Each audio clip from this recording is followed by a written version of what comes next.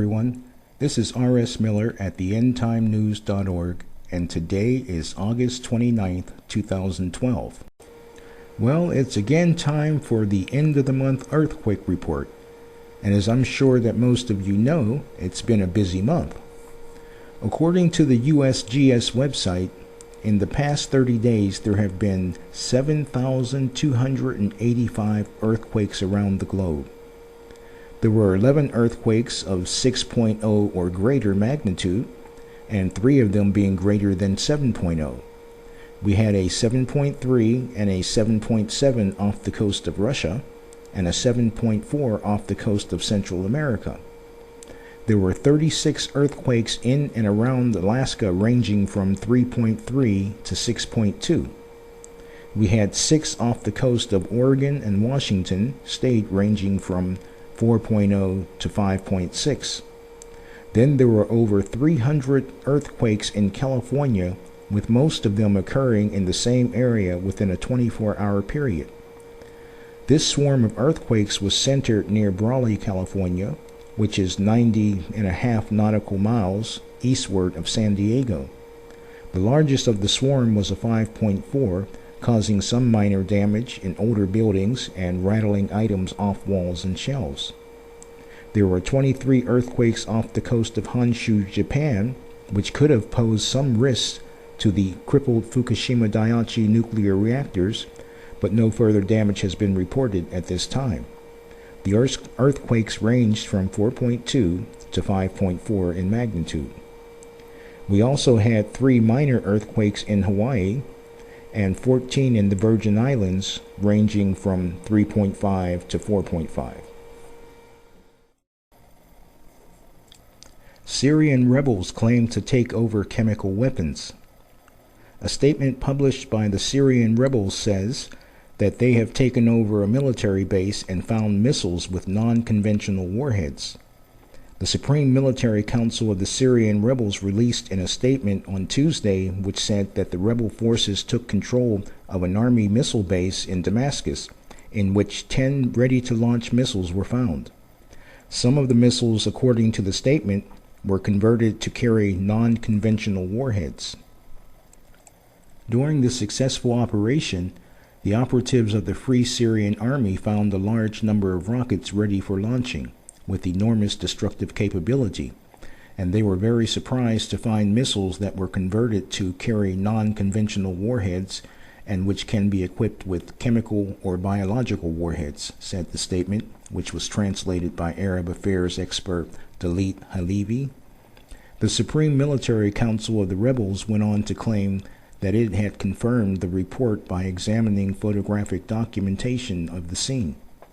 The council warned that these facts indicate that the Assad regime is getting ready to bomb cities in Syria using these missiles, and the possibility that he will use missiles with unconventional warheads cannot be ruled out. The council called on Arab countries and the international community to immediately intervene in order to protect the lives of the Syrian people before the regime moves to a new level of crimes, which will have tragic consequences for the entire region. On Monday, French President François Hollande warned that any use of chemical weapons by Syria would be sufficient reason for Western countries to intervene in Syria.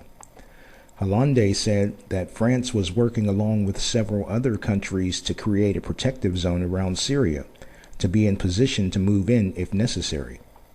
A similar warning was made last week by U.S. President Barack Obama, who said that President Bashar al-Assad should heed U.S. warnings to neither use nor move chemical or biological weapons. We cannot have a situation where chemical or biological weapons are falling into the hands of the wrong people, Obama told reporters at the White House. We have been very clear to Assad regime, but also to other players on the ground, that a red line for us is we start seeing a whole bunch of chemical weapons moving around or being utilized. He added, that would change my calculus, that would change my equation. Israel has expressed concerns that Assad's chemical weapons will end up in the hands of Hezbollah terror group if his regime falls. Syria has admitted it has chemical weapons and has threatened to use them if attacked by external forces. It claimed it will not use these weapons on rebels fighting to oust Assad. Recent reports from Syria indicated that Assad has transferred a battery of advanced missiles to the Al Masna border crossing, which is the central route used to transfer equipment and weapons to Hezbollah. Members of the Syrian opposition said that one or two major chemical arsenals of the Syrian regime is located near that border crossing. This facility is located just 24 kilometers from a missile base belonging to Hezbollah and was first exposed by the London Times newspaper in May of 2010. Iran to send troops to bolster Syria. Iran is sending commanders from its elite Iranian Revolutionary Guard Corps and hundreds of foot soldiers to Syria, according to current and former members of the Corps. The personnel move comes on top of what these people say are Tehran's stepped-up efforts to aid the military of Syrian President Bashar al-Assad with cash and arms. That would indicate that regional capitals are being drawn deeper into Syria's conflict and undergird a growing perception among Mr. Assad's opponents that the regime's military is increasingly strained. A commander in the Iranian Revolutionary Guard Corps, or IRGC, appeared to offer Iran's first open acknowledgement of its military involvement in Syria. Today we are involved in fighting every aspect of a war, a military one in Syria and a cultural one as well. The report goes on to say, one of Iran's wings will be broken if Assad fails. They are now using all their contacts from Iraq to Lebanon to keep him in power. On Thursday, Iran's defense minister publicly signaled a shift. If Syria fails to put down the uprising, Iran will send military help based on a mutual defense agreement between the two countries. Two Iranian newspapers quoted Defense Minister Ahmed Vahidi as saying, Syria hadn't asked for assistance yet, he added.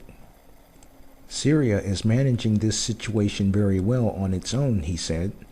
But if the government can't resolve the crisis on its own, then based on their request, we will fulfill our mutual defense security pact. Russia not to end military presence in Syria. Russia has no intention to end its military presence in Syria, despite the ongoing violence in the Arab nation, the head of the Russian army says. Chief of Staff General Nikolai Makarov on Tuesday rejected the reports that Moscow was in the process of evacuating its naval base in Syria and pulling out its high-ranking military personnel. Why are you so worried about Syria? Makarov said. All the plans that we have in place are working, and no one is running away from there. I would think it is premature to start making any conclusions and saying that we ran away, Makarov added.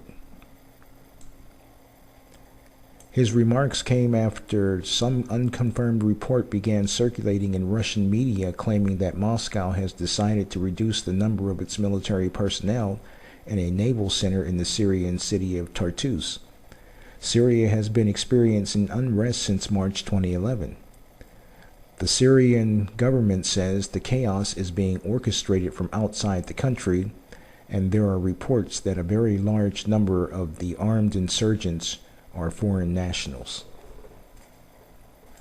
IAF strikes 2 weapon sites in Gaza. After several rocket attacks on Sidrat, the IAF responds by striking 2 Gaza sites in which weapons were produced and stored. According to the statement, direct hits were identified and all Israeli aircraft returned safely to their bases. The attack is in response to the high trajectory fire into Israeli territory, said the statement. The IDF will not tolerate any attempt to harm Israeli citizens and IDF soldiers, and will continue to operate against anyone who operates terror against Israel, said the IDF, adding, the Hamas terrorist organization is responsible for any acts of terrorism against Israel. Friends, we are living in the last days. What's going on in the Middle East could well be the beginnings of World War III. Whether it will be World War III or not, I don't know. But what I do know for sure is that these are prophetic events that will lead to the Battle of Armageddon and the return of Jesus Christ. Psalms 83 is a reflection of what's going on right now. In verse 3, it reads, "They have taken crafty counsel against your people. They consult together against your sheltered ones. They have said, 'Come, and let us cut them off from being a nation, that the name of Israel may be remembered no more.' For they have consulted together with one consent. They form a confederacy against you, the tents of Edom and the Ishmaelites, Moab and the Hagarites, Jabal, Ammon, Amalek, Philistia with the inhabitants of Tyre. Assyria also has joined them." Ladies and gentlemen, the Arab Spring, which is what supposedly started the fire in the Middle East, is rapidly consolidating into an Arab political power bloc, a group of nations with at least one common goal, and that is the destruction of Israel.